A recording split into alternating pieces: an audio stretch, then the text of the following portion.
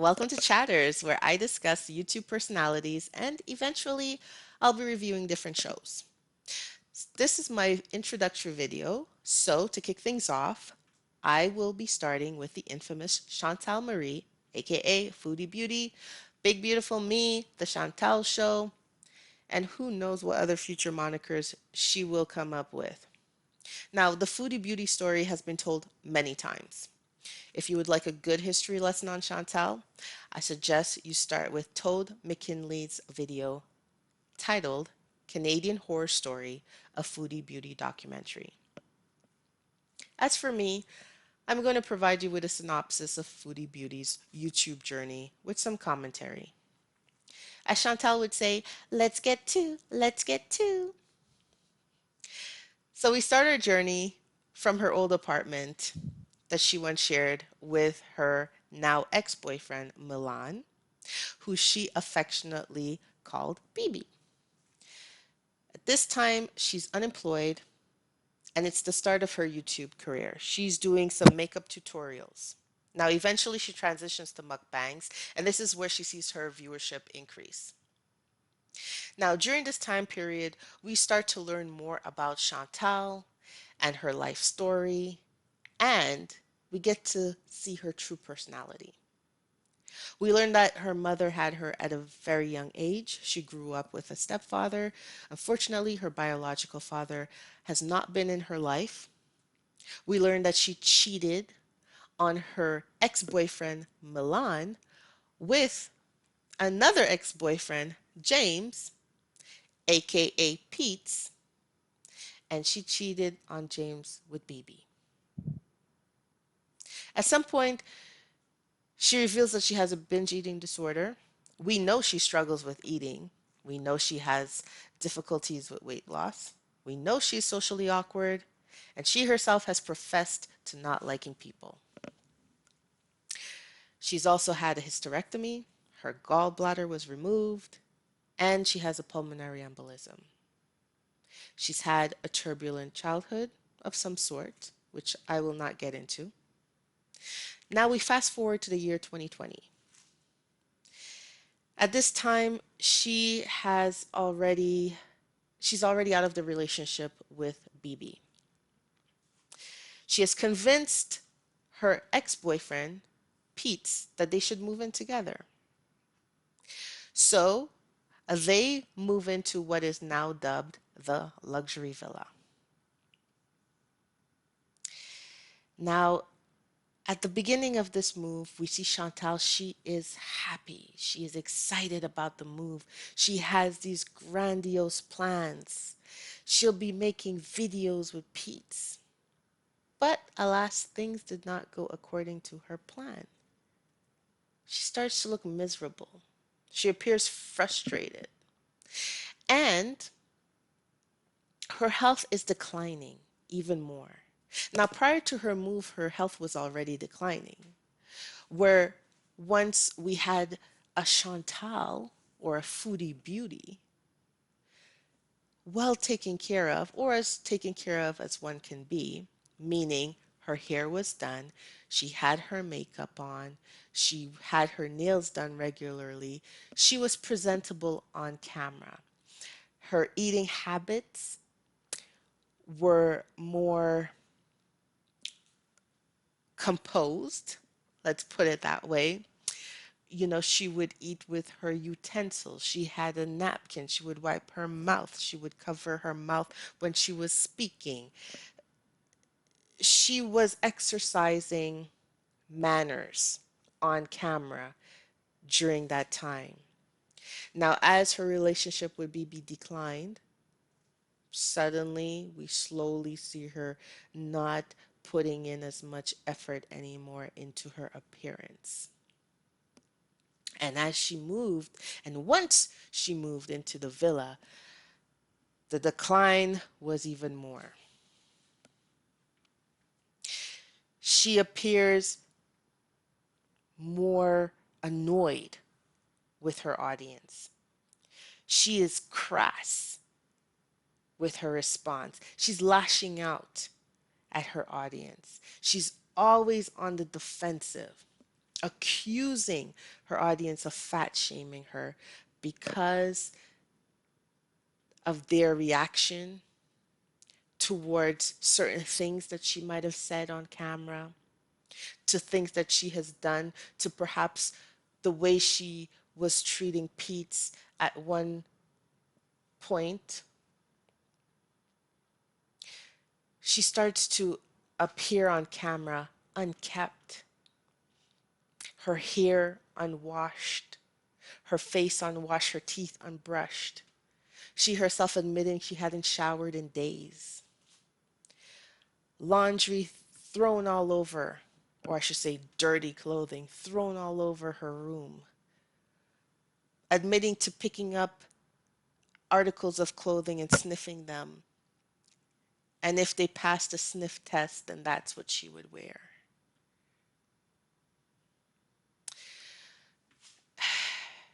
It's sad to see. It really is. That a woman of her age would be acting this way so publicly. And you have to understand, you have to ask yourself, what is going on in her mind? Yes, we go through problems, but you're on a public platform. Why would you present yourself this way? And these words were echoed by other viewers, other commentary or reaction channels would make comments, react to her videos, and she would just lash out. Sometimes, I must admit, certain reactions were a little harsh, right? But Chantal has been known herself to be harsh towards others. And she can get into that mood of, well, I don't care. I do what I want to do. And if you don't like it, well, unscribe. If you don't like it, you don't have to watch. Why are you here? This is my life and I'm going to live it. And that is the mantra of her life. It's my life. It's now or never. I ain't gonna live forever. That is Chantal. That song was written for Chantal. But in any case, fast forward a little. She is even more annoyed with Pete. So now she decides, you know what? She's had enough. She needs a man in her life. Now, although she shares certain commonalities with Pete, and they do get along to a certain extent, and most of her viewers just feels like they're just perfect for one another. Chantal does not see Pete as the type of guy that she wants to be in a relationship. And anyway, she's already been there, done that, moving on. She continuously says that he's too dependent on her. She wants a life of her own. So she gets on Tinder and she finds her latest love interest, which is Nader. At the beginning of their encounter, though, Chantal reveals some disturbing information about her relationship with Nader. At first, she does not speak highly of him. She seems a little annoyed of him. She's not attracted to him. But he seems to be the only one who's sticking around. Now, the story gets interesting with the guest appearance of Shannon. So, Shannon is one of Chantal's childhood friends. But she makes a guest appearance and she reveals that Nader has been abusive towards Chantal. Now, the way she announces this is in one of Chantal's live stream in the chat. And at this point, she is one of Chantal's moderators. Now, you could imagine that this set Foodie Beauty off, you know. She basically told her to F off on live, and she was hurt by what was done, understandably. But I'm not even going to get into that argument right now. Like I said, this is just a synopsis of what's going on, right? But in any case, Foodie Beauty chose to defend her newfound love interest and denied everything that Shannon said. She called Shannon a liar and she started backpedaling on things that she herself had revealed about his maltreatment towards her. She denied any form of assault, and she has been trying ever since to change the negative public perception that her viewers and members have of him. And this is what she created, that she put forth. And she has latched on to Nader and she defends him with every her every being. Now, during this time period, unfortunately, Chantal has suffered a loss. And this loss was that of her beloved grandmother. Now, the viewers had a lot of sympathy for Chantal because Chantal has mentioned that her grandmother played a very big part in her upbringing. She was very close to her grandmother. And so the public felt for her and her loss. But that tide started, that sympathy started to turn because of the way Chantal chose to grieve the passing of her grandmother. Most people didn't find it normal. And it's been said countless times, she's been called a narcissist, a sociopath. I don't know. I am not a psychiatrist. I'm not a psychologist or what have you. But if I had to use one term, I would say she's selfish. That much is true. And I say this because prior to her grandmother's passing, her mother was taking care of the grandmother. Chantal was there with her mother for one night. And instead of trying to assist the mother in helping, she was more concerned about going on live. Actually, she went on live.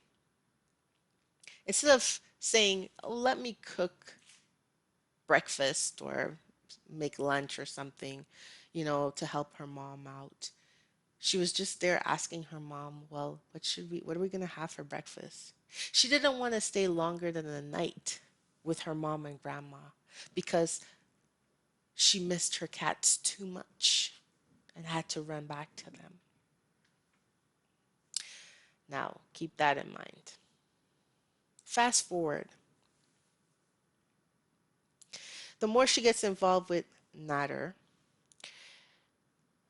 the more she is annoyed with Pete. Now there's talks of moving. She wants to move out. You know, she wants to be independent. But then suddenly when things go south with Nader or they've gotten into a fight, well, I'll never leave Pete. Pete's my best friend. Yada yada yada. Hmm. Now she finally makes back up with Nader. And all of a sudden now, she's spending more time at his place. Whereas before, she found it so hard to leave her cats alone for one night. Now she defends her choices by staying Natters and say, well, I still see my cats every day. What more do you want me to do? I feed them. They have their food. I leave them with their snacks. Da, da, da, da. The concern is no longer there. That that once upon a time I can't bear to be away from them doesn't appear to be there anymore. She's made Natter her world, her sun, her moon, her star, her everything. It's tragic, really. She's changed over her identity and latched on to him and adopted his. She slowly stopped making or stopped going on live stream more often. And she's more focused on recording his videos, editing his videos. And it looks like she's making a play to do more live stream videos with him. And he seems to be okay with it. Now, Foodie Beauty has suffered many backlashes. There are a couple of things, episodes that I haven't mentioned. But one of the latest episodes is in the passing of Pete's childhood pet cat named Timbit. And the backlash was over the way she handled that situation. So after the passing, naturally, Pete's is grieving the loss of this childhood pet. And Foodie Booty made an announcement that she probably wasn't going to go on live later on. She ended up coming back on live from Natter's house. But before she did, she was online and she was kicking up a storm and telling people to shut up because, people are accusing her of not being a good friend because she left Pete's at a vulnerable time. And her response was, well, what do you want me to do about it? I'm not responsible for anyone's happiness. This is the song she sings whenever it comes to Pete. She's never, she, she can't be bothered, basically. So her viewers were calling her a terrible friend. And what does she do? Instead of just staying offline and just letting it die down, she comes online, but she comes online from Naders. And she's laughing and she's vaping and she's, well, what do you want me to do? What do you want me to do? Everybody grieves in their own way. my, my, my, my, her machine is there at his house. And she just felt like being there and being comfortable with her machine. But she forgets the days when she, she would be in a crisis and she would call Pete's and Pete's would drop everything and go running to her and stay with her. When her mom her grandmother passed away, Pete's was there during her life. Just he didn't lock himself up in his room. He came in her room, he stayed by her side. It's just it's just tragic. It's not fair, it's not nice. But that's just one of the backlash. It seems like since she's had her escapades or her little getaway to Toronto with Nader, she's come back from that even more brazen, even more defiant, even more, I do what I want to do, when I want to do, how I want to do. You can't tell me how to live. And what's crazy about this is people are still giving her money. And even in that live stream that she went on when Pete's pet passed away, and she came online vaping and just carrying on. Someone super chatted her $200, and you have to ask yourself, what? Why? What is wrong with these people? But this is the world we live in. So there's so many content that we can use from the Foodie Beauty story. There's just a lot there. And we have other characters that we could review. There's Nader, and he has his channel, which is his cooking channel. There's Pete, and he has his channel, which is about, well, his comic books, and he pretty much does live streams. And Shannon does reactions. There's not much to say. There's really nothing to say about Shannon. She's doing her thing. And there's Foodie Beauty, who's taking less and less interest in her own channel, is verbally abusive to her audience, but now has transitioned over to Natter's videos. And